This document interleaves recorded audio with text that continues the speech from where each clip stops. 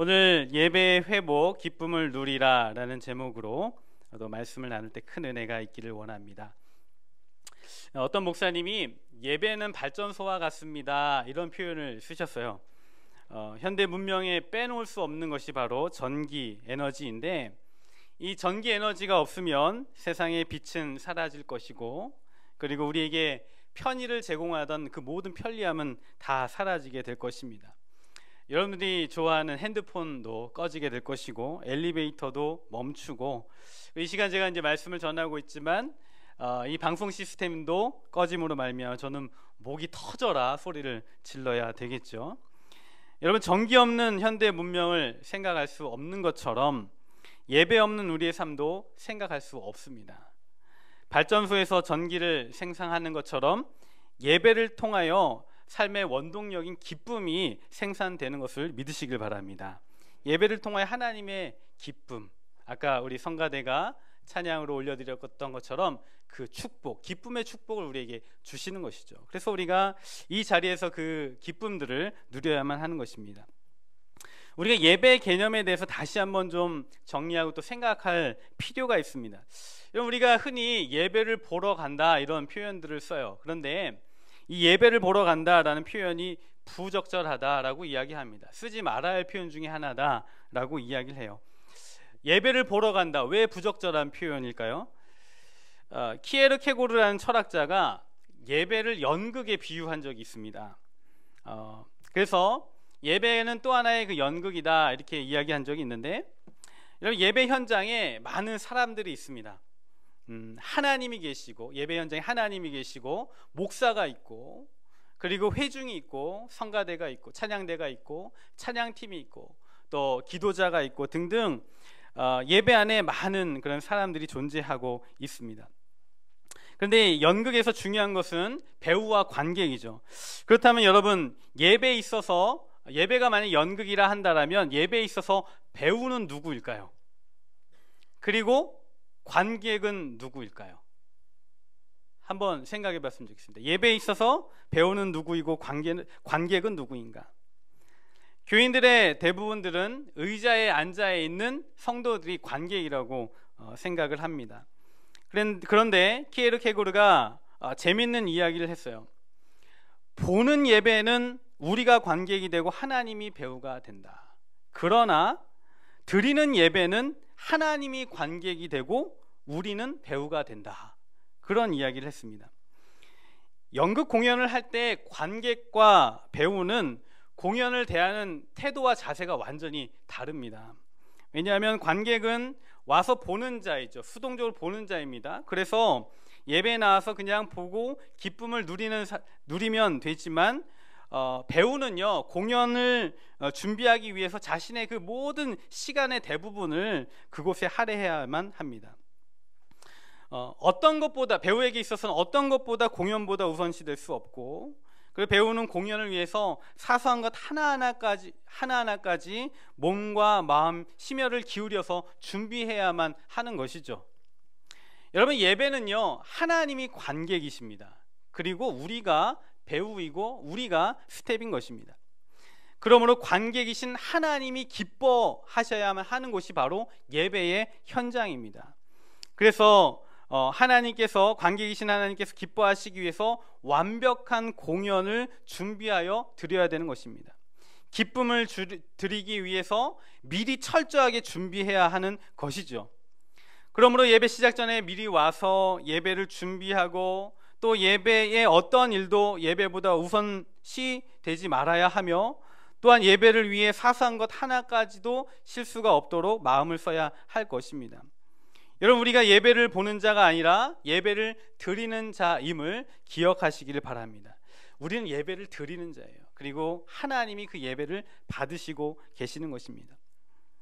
여러분, 예배가 일방적으로 보는 예배가 아니라 드리는 예배가 되려면 인격적인 예배가 되어야 합니다. 인격적인 예배. 인격적인 예배가 뭐냐? 인격적이라는 것은 주고받는 것이 있다라는 것입니다.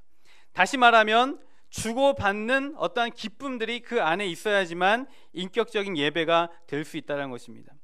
예배 안에서 하나님 앞에 드리는 것이 있고 또 하나님께서 우리에게 주시는 그 기쁨이 있을 때에 비로소 인격적인 그런 예배가 된다라는 것입니다. 여러분, 우리가 인간관계를 할 때도 그냥 일방적으로 그냥 그 사람에게 일방적으로 쏟아내는 것이 아니라 서로 대화도 주고받고 감정도 주고받고 해야지만 인격적인 그런 관계로 나아가는 것 아니겠습니까? 교회에 와서 그냥 출석하고 가고 끝난다라고 하면 사실 인격적인 그런 기쁨들이 없게 되는 것이죠. 하지만 우리가 인간관계에 있어서 인격적인 관계가 필요한 것처럼 하나님과의 그 예배함에 있어서도 또 드리고 받는 그런 인격적인 관계가 있어야 한다라는 것입니다. 그러므로 인격적인 예배가 되기 위해서는 어떻게 하면 좋을까? 인격적인 예배가 되기 위해서는 예배를 인격적으로 대하는 우리의 태도가 중요합니다. 예배는 또 하나의 드림이요 또 하나의 받음이다 라고 생각하셔야 돼요. 그동안 우리가 가지고 있었던 고정관념, 내가 받기만 해야 된다, 나는 관객이다 라고 생각했던 그 고정관념을 완전히 깨뜨리고 이 시간이 또 하나의 드린다라는 생각을 분명히 가지셔야 하는 것입니다. 그래서 오늘 말씀에 새 노래로 여호와께 노래하라, 온 땅이여 여호와께 노래할지어다 라고 말씀하고 있어요. 왜 여호와께 노래해야 할까요? 왜 여호와께 노래해야 할까? 2절에 보니까 그의 구원을 날마다 전파할지어다 이렇게 말씀하고 있어요. 우리가 노래해야 할 이유가 분명하게 있습니다. 우리를 구원하신 이유 때문에 우리가 새로운 노래를 지어서 하나님을 송축하고 하나님을 예배하며 나아가는 것입니다. 하나님이 우리에게 구원을 주셨어요. 우리는 그 일로 말미암아 하나님을 찬양하고 하나님을 송축하는 것입니다. 결국 하나님께서 우리에게 구원을 주셨고 우리는 그 기쁨의 감사를 하나님 앞에 올려드림으로 말미암아 인격적인 만남이 있는 현장이 바로 예배이고, 그리고 우리는 그 만남 속에서 기쁨을 누려야 한다라는 것입니다. 저는 이 말씀을 묵상하면서 그런 고민을 해봐요. 실제적인 고민입니다. 정말 우리의 예배가 기쁜가라는 것입니다. 여러분들한테 묻고 싶어요. 예배가 기쁘세요? 자기 감정을 한번 솔직하게 생각해 볼 필요가 있어요. 예배에 기쁨이 있는가? 예배에 기쁨이 있는가? 어제 남전도의 주제로 산행이 있었습니다. 많은 분들이 참여해 주셨는데 좋은 사람들과 좋은 햇볕, 그리고 아름다운 자연, 맛있는 점심 식사 등등 이렇게 좋은 사람들과 함께 인격적인 그런 만남들을 가질 때에 너무 기쁨이 있었습니다. 기쁨의 요소가 있는 것이죠. 사람이 있고 자연이 있고 밥이 있고 네. 그죠? 그런 기쁨의 요소들이 있는 거예요. 얼마 전에 노원구에서 이제 탈축제라는 걸 했습니다. 탈축제라는 걸 했는데 여기 순복음 노원교회부터 우리 롯데백화점까지 도로를 다 이렇게 축제장으로 마련해서 많은 사람들이 참여하는 그 탈축제가 있었는데 저도 이제 아이들 데리고 잠깐 갔어요. 잠깐 갔는데 저희 막내가 이제 3살 딸 아이인데 이제 좀 돌아보니까 아이가 좀 지쳤나 봐요. 힘든가 봐요. 아빠 안아줘 이렇게 얘기하더라고요. 그래서 이제 제가 그 아이를 안고 이제 거리를 이제 돌아다니는데 힘들었는지 아빠의 품에 안겨서 이렇게 쭉 늘어져 있더라고요. 아빠 몸에 기대어서 자기는 편안하게, 아빠는 힘들게 걷고 그러고 있는 거죠. 저한테 안겨서 축 늘어져 있었습니다. 그러다가 어떤 부스를 하나 이렇게 지나게 되었는데 그 부스에서 음악이 하나 흘러나왔어요. 어떤 음악이었냐면 뽕짝이었습니다.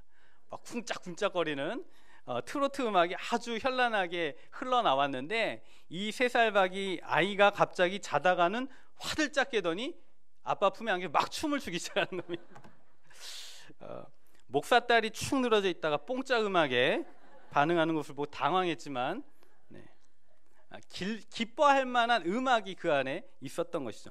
여러분, 사람이 기뻐할 수 있는 요소가 있어야 되는 것이죠. 사람이든 자연이든 음악이든 뭔가 기뻐해야 할 요소가 있어야 합니다. 우리 안에 예배에 기쁨의 요소가 있는가? 우리 우간교회 예배에는 어떠한 기쁨의 요소가 있느냐라는 것입니다. 사람은 오감을 짜릿하게 해줄 만한 뭔가, 느낄 만한 뭔가가 있어야지만 기쁨을 누리게 됩니다. 그죠? 오감을 자극해 줄 만한 뭔가가 있어야 되는 것이죠. 그래서 눈에 보인다거나 아니면은 귀로 들린다거나 만져지거나 뭐 해야지만 뭔가 이렇게 짜릿한 그런 오감을 자극하는 기쁨을 누리게 되는 것입니다. 그게 인간입니다. 그래서 예배 안에도 이 기쁨, 이 오감을 자극할 만한 요소가 있어야 하느냐라는 부분들. 그래서 어떤 분들은 예배에도 오감을 자극할 만한 요소들이 있어야 된다, 이렇게 말씀하시는 분들이 있어요. 그래서 많은 교회들이 교회에다가 그 음향 장비, 음향 시설을 설비하는데 돈을 들이죠. 그리고 조명을 설치하는데 돈을 드립니다. 형용 색색 여러 가지 색깔이 나오는 그런 조명들을 설치하고, 그리고 즐거움을 유발할 만한 각종 이벤트들을 기획하고 또 준비하고 실천합니다. 듣기에 좋은 그런 음악들을 또 만들어 놓곤 하죠. 여러분, 그러나 예배 안에 오감을 자극할 만한, 기쁨을 줄 만한 요소가 필요할지는 모르지만 그것이 본질은 아니다라는 것입니다. 그래서 예배에서 말하는 기쁨은요, 육체적인 쾌락하고는 전혀 상관이 없는 것입니다. 예배에서 말하는 기쁨은 육체적 쾌락이 아닙니다. 예배에서 말하는 기쁨은요, 영적인 기쁨입니다. 만져지는 것도 아니요, 보여지는 것도 아니요, 영혼의 깊은 곳에서 깨닫고 깨달아지는 그 깨달음의 기쁨입니다. 그것이 무엇인가? 제가 금요 기도회 때에 금요 기도회 마치고 우리 청년들하고 사역 훈련을 했어요. 밤 1시까지 청년들하고 모여서 사역 훈련을 했습니다. 새벽 1시까지 훈련을 마치고 제가 이제 집으로 들어가는 길에 몸은 이제 너무 피곤하죠. 피곤한데 가만히 돌아보니까 너무 감사한 거예요. 기쁜 거예요. 왜냐하면 우리 청년들이 1시까지 뭐 하려고 목사하고 모여서 그렇게 성경 공부를 하고 있는가 라는 생각을 해보니까 참 귀한 겁니다. 금요일날 일주일에 그 빠듯한 일정을 마무리하고 쉬어야 할 그 타임에 교회에 나와서 목사하고 같이 성경 공부를 하는 그 모습을 보면서 우리 청년들이 예수에 미쳐가고 있구나, 그런 생각이 들었어요. 그래서 너무나 감사한 겁니다. 그래서 제가 청년들에게 응원의 이제 카카오톡을 보냈죠. 너희는 예수에 미쳐가고 있어, 막 이렇게 제가 이제 문자를 보냈었는데, 몸은 피곤하고 하지만 어떤 다른 기쁨들이 제 안에 있는 거예요. 우리가 이제 청년들이 함께 모여서 그 사역 훈련을 했는데, 사역 훈련의 내용이 로마서 8장의 그런 내용입니다. 어떤 내용이었냐면, 사도 바울이 구원의 기쁨과 확신에 차서 하나님을 찬양하는 그런 내용이 담겨져 있는 그 본문이었습니다. 예배에도 그런 기쁨과 감격이 우리 가운데 있어야 되는데, 사도 바울이 로마서 8장에 정말 하나님의 그 구원을 생각하면서 정말 자신의 그 기쁨들을 완전히 모든 것들을 표출하는 그런 내용들이 담겨져 있었습니다. 그래서 한번 우리 살펴봤으면 좋겠는데, 신약성경 로마서 8장 31절에 34절 한번 보기 원합니다. 신약성경 250페이지인데 로마서 8장 31절에 34절입니다.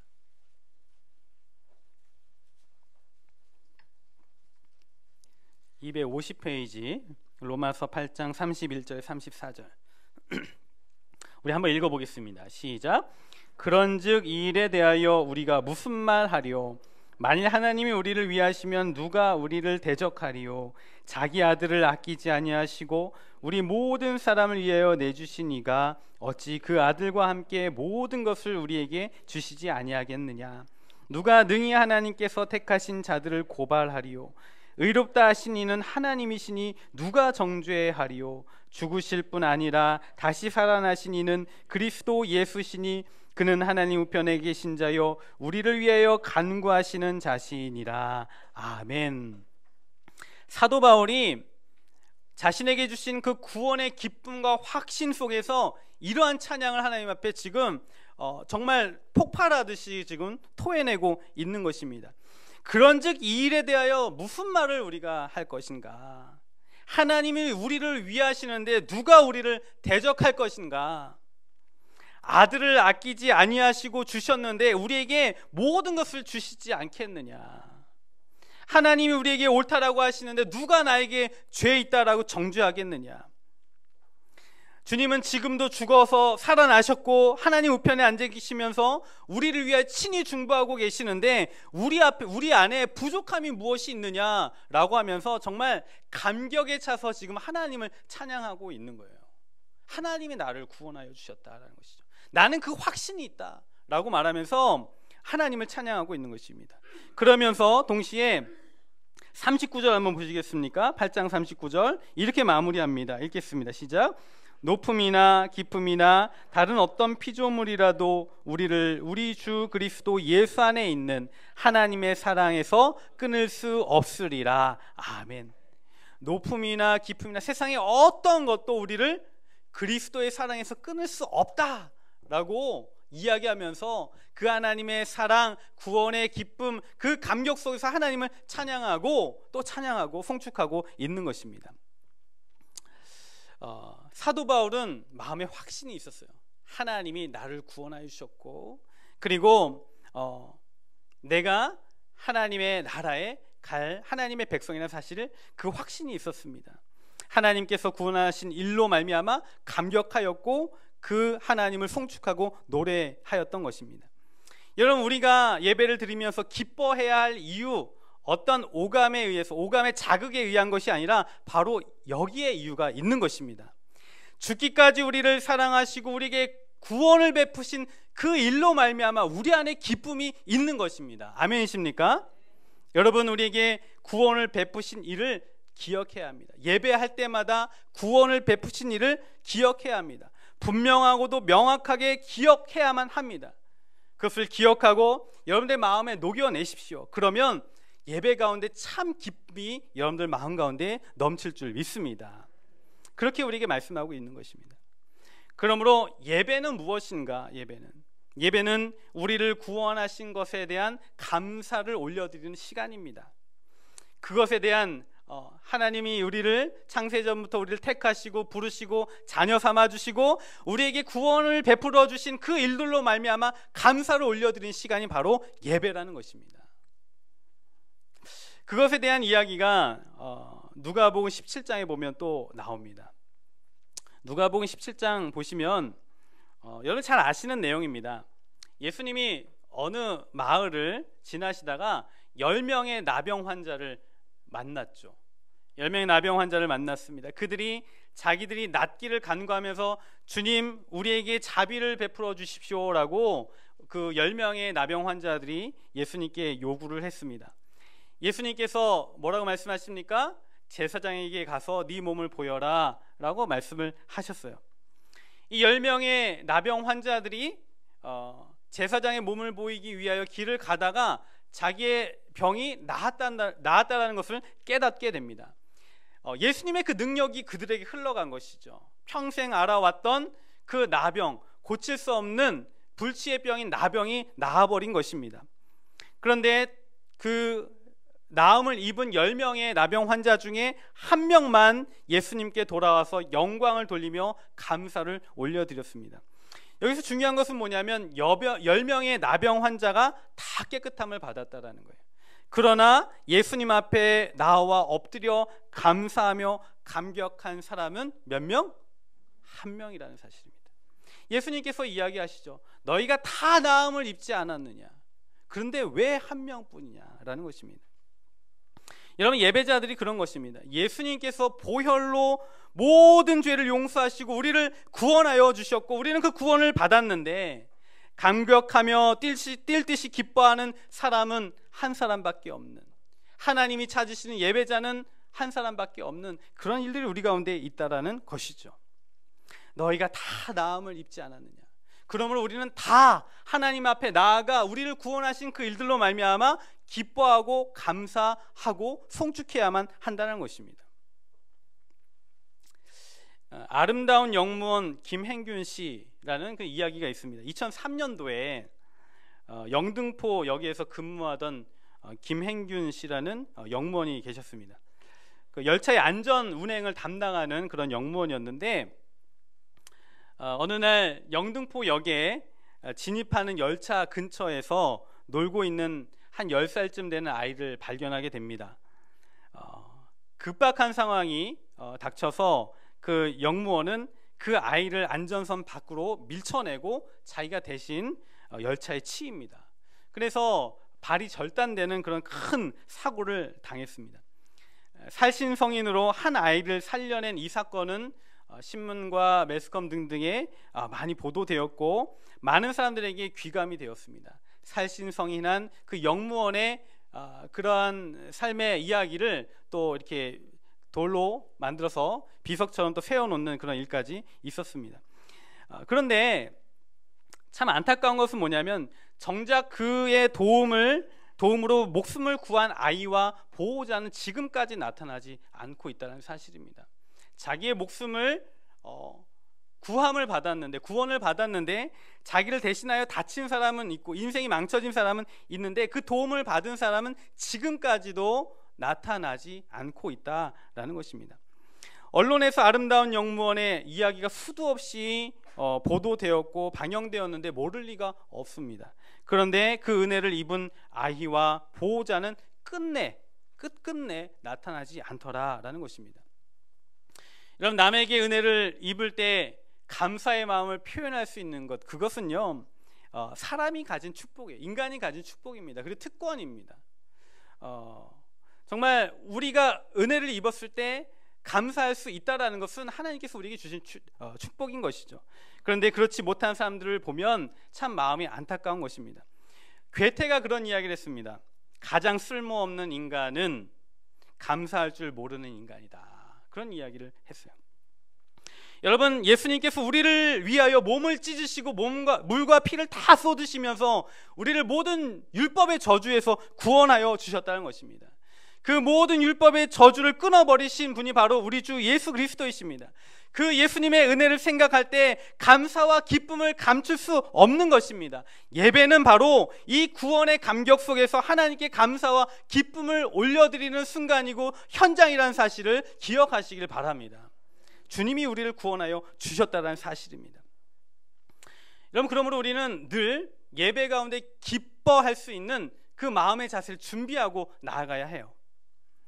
기쁨에도 준비가 필요합니다. 여러분, 갑자기 와서 하나님 앞에 예배하고 기쁨을 누린다는 건 잘 되지 않습니다, 실질적으로. 그러나 기쁨을 누리기 위해, 예배 현장에서 기쁨을 누리기 위해 그것을 준비하고 나아가야 하는 것입니다. 예배의 기쁨은요 우리가 준비함으로 만들어가는 것입니다. 여러분, 그러므로 주중에 어떠하든지 간에 영적인 공급의 시간들을 만들어 내셔야만 합니다.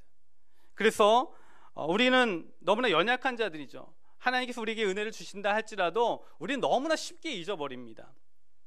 주중에 바쁘게 살다 보면 그 은혜를 그냥 잊어버려요. 심지어 이 문턱을 나가는 순간부터 잃어버리는 경우도 있습니다. 그러나 우리는 그 은혜를 기억하기 위해서 피 흘리기까지 싸워야만 하는 것입니다. 그래서 우리는 주중에 예배를 소중히 여겨야만 합니다. 주중에 기도의 시간들을 소중히 여겨야만 합니다. 그리고 큐티의 시간들을 소중히 여기셔야 합니다. 이것은 준비하는 시간입니다.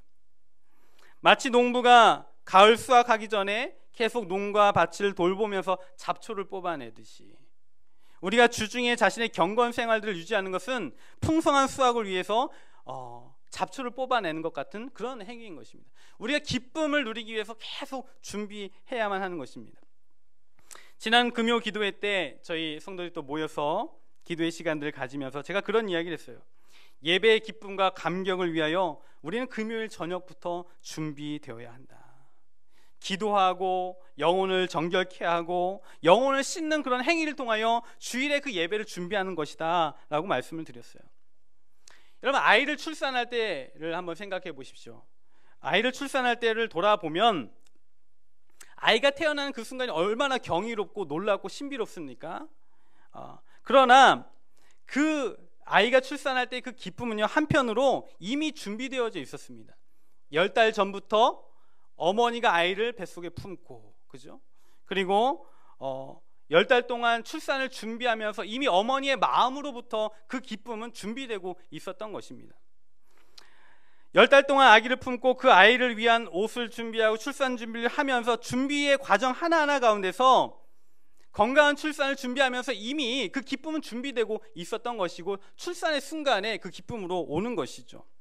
좋은 것 먹고 좋은 것 듣고 또 하나하나 준비해 나가면서 그 과정의 끝에서 기쁨을 누리는 것이 바로 출산의 기쁨 아닙니까? 예배도 마찬가지라는 것이죠. 예배도. 사실은 출산은 고통이죠. 힘들고 어렵고 또 출산의 후유증도 만만치 않지만 그럼에도 불구하고 출산이 너무나 아름답고 기쁜 것은 그 준비의 그 모든 과정을 포함하여 주시는 그 은혜이기 때문에 그런 것입니다. 예배도 기쁨을 누리기 위해서 우리는 미리 마음으로 준비해야 되고 영혼을 정비해야만 하고 애쓰는 그런 과정 속에서 예배는 이미 시작되는 것이다. 그리고 이 예배 현장에서 폭발적으로 나타나게 되는 것입니다. 예배는 하나님께 드리는 종합 예술 행위다, 그런 표현을 써요. 관객이신 하나님, 그 하나님 앞에 우리가 배우가 되고 우리가 스텝이 되어서 기쁨을 만들어 드리는 것입니다. 그래서 찬양팀, 그리고 대표기도, 또 설교자, 찬양대, 헌금과 안내, 그리고 음식을 준비하는 그 모든 예배 그 행위들, 이런 것을 통하여 하나님이 기뻐하시는 예배를 준비하는 것입니다. 그리고 그것을 하나님 앞에 드리게 되는 것이죠. 그런 의미에서 우리 성도들이 예배 자리에 섬길 수 있는 것들을 찾아서 드리는 것 너무 중요한 것입니다. 여러분, 예배를 제가 아까 말씀드렸죠. 보는 게 아니라 드리는 것이다. 드리는 것이다. 우리가 하나님 앞에 무엇을 드릴까 생각해야 됩니다. 어떠한 노동을 드릴 것인가, 어떠한 물질을 드릴 것인가, 어떠한 마음을 드릴 것인가, 우리는 생각해야 합니다. 그래서 예배에는 이 하나님 앞에 드리기 위한 많은 일들이, 정성들이 필요한 것입니다. 안내, 그리고 헌금, 봉사, 찬양대, 그리고 뭐 기도 등등, 뭐 식사 등등 하나하나 다 준비되어질 때 하나님 앞에 영광되는 그런 예배로 올려드리게 되는 것입니다. 우리 우리함께 모든 성도들이 하나님 앞에 드릴 것들을 찾는 그런 은혜가 있었으면 좋겠습니다. 무엇으로 내가 하나님 앞에 드릴 것인가? 우리 찬양대에 사람들이 또 필요할 것입니다. 무엇으로 드릴 것인가? 우리 찬양팀 서는 사람들을 또 하나님 앞에 드리는 그 찬양을 올려드리는 사람이 필요할 것입니다. 무엇을 올려드려야 할 것인가? 주보를 나눠드리는 모든 것들, 또 성도들이 오실 때 주차의 그 모든 질서들을 유지하게 하는 그 모든 것들 하나하나가 정말 하나님 기뻐 받으시는 준비의 그런 과정이라는 사실인 것이죠. 우리 우리함께 모든 성도들이 준비의 과정을 통하여 기쁨으로 하나님 앞에 나아가는 저와 여러분 되기를 주님의 이름으로 축원합니다. 맥스 루케이도 목사님이라는 분이 그런 이야기를 했어요. 예수님도 예배를 준비하셨습니다. 예수님도 예배를 준비하셨다, 이렇게 말씀합니다. 예수님이 예배를 준비하시고 예배를 통해 하나님을 만날 때 예수님의 얼굴이 해와 같이 변했다, 그렇게 이야기를 해요. 그게 이제 마태복음 17장에 나옵니다. 변화산 사건. 예수님께서 제자들 앞에서 변화되셨던 그 사건을 우리는 알고 있죠. 마태복음 17장에 보면 변화산 사건이 나오는데 예수님께서 베드로와 야고보와 요한을 데리고 거룩한 산으로 올라가십니다. 12명의 제자 가운데서 그 3명의 제자를 추리셨어요. 그들을 선별하신 것만 보아도 충동적인 그런 행위가 아니라 준비하는 과정이었다라고 볼 수 있죠. 그리고 그 거룩한 산을 향하여 걸어가셨습니다. 상당히 멀리 떨어져 있는 산이었죠. 예배 자리로 자신의 그런 시간들을 들여서, 에너지를 들여서 그 예배 자리를 찾아가셨다라는 것입니다. 예배를 철저하게 준비하셨다라는 거예요. 그런데 마태복음 17장 2절에 보면 예수님께서 그렇게 준비하여서 하나님 앞에 나아갔을 때 어떤 일이 벌어졌는가? 예수님의 얼굴이 해와 같이 빛나는 얼굴로 변화되었다. 그의 낯이 변하였다라고 말씀하고 있습니다. 여러분, 기쁨과 감격 속에서, 그리고 거룩함 속에서 하나님 앞에 예배하면 얼굴 빛이 변하게 되는 것입니다. 준비된 예배, 참되게 예배한 성도들의 얼굴 또한 예수님과 같이 빛이 바뀌게 되는 거예요. 구원의 감격과 기쁨이 있는데, 그죠? 우리 안에 빛이 바뀌지 않겠습니까? 여러분, 가짜로 사람의 얼굴을 만들 수는 없습니다. 진심이 우러날 수밖에 없는 것입니다. 자원하는 마음과 준비된 마음으로 하나님 앞에 서서 그분께 기쁨 속에서, 감격 속에서 예배하면 얼굴이 바뀌게 되는 겁니다. 그러므로 여러분, 예배의 기쁨이 회복되면 찡그린 얼굴이 펴집니다. 예배의 기쁨이 회복되면요, 얼굴이 예뻐집니다. 근심과 걱정이 쌓여있던 그 얼굴이 밝아지는 것입니다. 피곤에 지쳐있던 삶의 자리에 정말 핏기가 없었던 그 얼굴 가운데 생기가 불어넣어지고 또 생명력이 있게 되는 것입니다.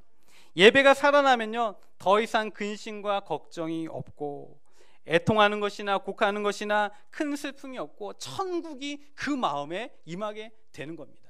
아멘이십니까? 예배를 잘 드려야 돼요. 예배 후에 우리 모든 성도들은 얼굴빛이 변하여서 이 성전을 나가야 하는 것입니다. 예배 끝나고 정말 환하게 해와 같이 빛나는 얼굴로 나아가야만 하는 것이죠. 그래서 성도들끼리 악수하고 인사할 때 그 빛으로 말미암아 눈이 부시는 그러한 역사가 있어야만 하는 것입니다.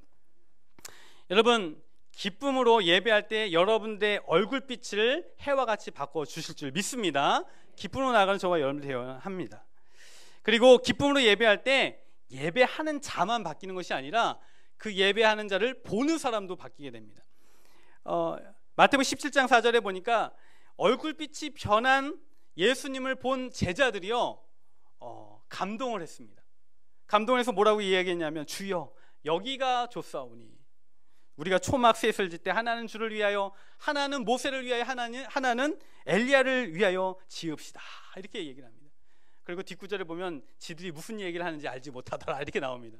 뭐냐면 너무 감동해가지고 헛소리하고 있는 것이죠. 예수님의 얼굴을 보고 놀라웠습니다. 신비로웠습니다. 그래서 그 감격 속에서 뭔가 이렇게 이야기를 했던 것이죠. 표현을 했던 것이죠.